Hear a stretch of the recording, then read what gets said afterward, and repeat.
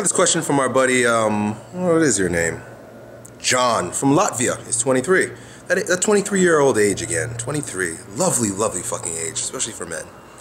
Maybe for women, but I don't have a vagina, so I couldn't tell you. Anyway, he says he has horrible luck with love.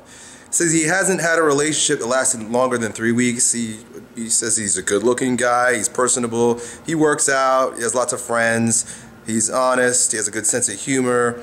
Girls are attracted to him, so on and so forth. He says he doesn't get too attached to the girls. This is significant. He says that he only gives enough emotion, shares enough emotion so that she knows that he likes her, but he doesn't get too lovey-dovey. Okay, cool. But, you know, things seem to progress to a particular point, and then it falls apart. Recently, he had an experience with a girl who, you know, invited him into her dorm room. He massaged her with some oils. They had been, you know, texting naked pictures back and forth to each other. They had the opportunity to be together. He rubbed her down, and she, in more words than this, turned him down, and then started acting really cold towards him. And he's, you know, I guess the reason why he brings this up is because it's so recent, but it sounds like this is a pattern. You know, you exert yourself towards women, and then they back away, and he wants to know what's going on.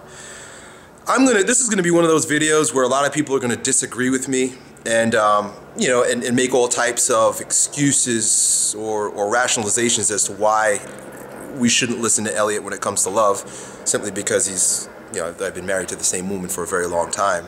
But it doesn't mean that my heart and dick don't still work. You understand? It doesn't mean that I'm not still sexually active in a way that is, you know, I'm not fucking other women, but I know what's going on energetically. I know what's going on in the body.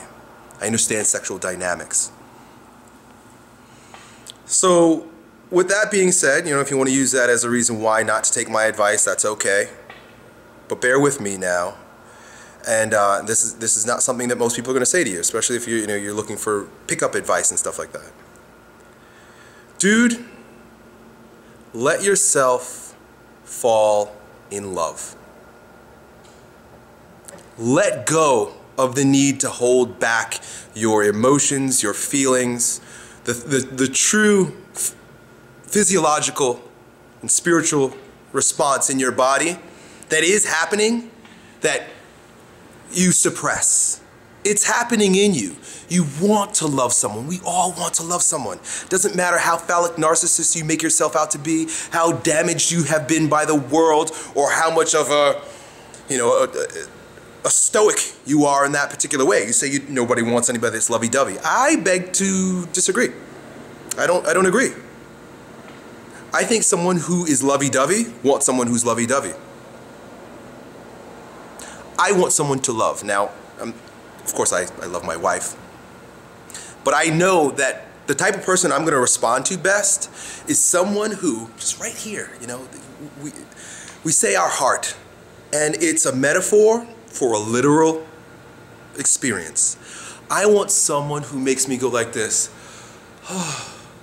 That makes my heart flutter. That makes me do, right? That's usually what women do, because women are usually more susceptible to romance than men. But if you open yourself up, allow the emotion. Right? You know, you're 18 years old and you say, you know, I hold back my emotion and I have a good way of using my mind to to bottle up my emotions so I'm not too lovey-dovey. Right? This is what you tell me. All you're doing is you're impeding the flow of love that should naturally go through you. If you feel like, oh, I'm in love, allow yourself to be in love. Now here is the thing you got to keep in mind. Sometimes you're going to get your heart stomped on. You open yourself up. See, this is the reason why we don't do this. Mostly men. The reason why we don't let ourselves fall in love is because we know what it's like to have our hearts broken. At least once. It only needs to happen once. And according to Freud, it happens when our mom stops nursing us. Now, whether or not you agree with that is neither here nor there, but we all have had our hearts broken at least once. It usually happens very early on in our childhood. So we protect ourselves from ever falling in love again. And when you protect yourself from love, you don't get love, bro. You get a shadow of love. And that's what most relationships fucking are. They're shadows of love. They're other forms of dependency that we have on one another. And that's why most relationships are fucking dysfunctional. You never let yourself fall in love. I love that term, fall. Right? What's happening when you're falling? Are your feet on the ground? You've slipped and you're just, what's gonna happen? It's a gamble. Love is a fucking gamble. And what I'm asking you to do is, if you want to align yourself with the flow of love in the world, and I guarantee you that if you get in touch with that energy in you, get in touch with love in you, there is a woman out there that is going to fit you like a lock and key. She's going to be so prepared to receive the authenticity that you are willing to give through your love that it will be like a match made in heaven. It will last forever. It will last forever. And it'll be true love. Not to say there won't be challenges. Not to say that there won't be times where you have to recalibrate your love and the way you love with another individual. And of course I'm talking about long-term relationships, because these are ideas that I consider. Mind you, I've been married to my wife for 10, 12 years. We've been dating since we were teenagers. We're not the same people. We recalibrate.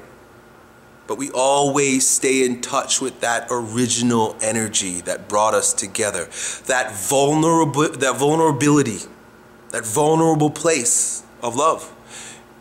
My friend, you need to make yourself vulnerable. You need to fall down. You need to get stupid in love. Let it happen to you. Let it happen to you. Go get hurt too. And then do it again. And keep doing it. Keep exposing yourself. Keep becoming vulnerable to love.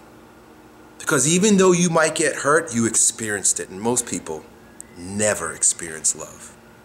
It's better to have loved and lost than to have never allowed yourself to love from the beginning. Done.